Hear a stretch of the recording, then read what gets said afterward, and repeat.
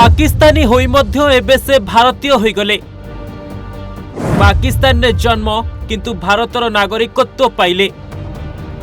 दीर्घ 43 वर्ष पर मिलिला तांकु भारतर नागरिकत्व। मुख्यमंत्री देले भारतर नागरिक सर्टिफिकेट।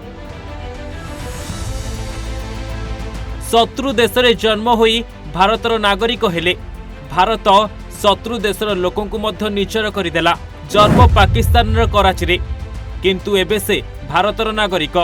मुख्यमंत्री देले भारतीय हेबार परिचय। एबे पाकिस्तान परिवार पूरा खुश। हाँ आज्ञा, दीर्घ 43 वर्ष पर सेमानंकु मिलिछि भारतर नागरिकत्व परिचय पत्र।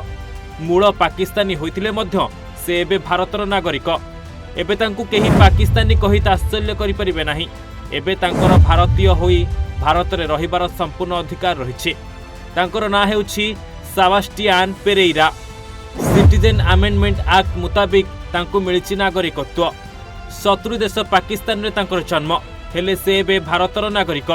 सूचना मुताबिक सेबास्टियान को जन्म 1981 अगस्त रे। से जन्म हेबार 4 मास परे पूरा परिवार पाकिस्तान कराची छाड़ी गोवा चली आसीथिले। पाकिस्तान रे सेबेकार स्थिति तांकु सुहाई नथिला। भयरे रहुतिले पाकिस्तान रे, जोंथिपाई से भारत को चली आसीथिले। आउ एबे से निजको बहुत भाग्यमान मानुछंती जे सेते बेले से ठीक निष्पत्ति नैथिले आ पाकिस्तान छाड़ी भारत को चली आसिले। भारत रे रही से तांकर शिक्षा समाप्त करले। 2012 मसीहारे से गोवार जने युवती मारिया ग्लोरिया फर्नांडिस को विवाह करथिले। मारिया हेउछंती भारतर नागरिक। आउ एबे 43 वर्ष परे तांकु मिलिछि भारतर नागरिकत्व सर्टिफिकेट। मोदींकर एभଳି पदक्षेप पाई तांकु आज नागरिकत्व मिलिछि बोली से कहिसंती।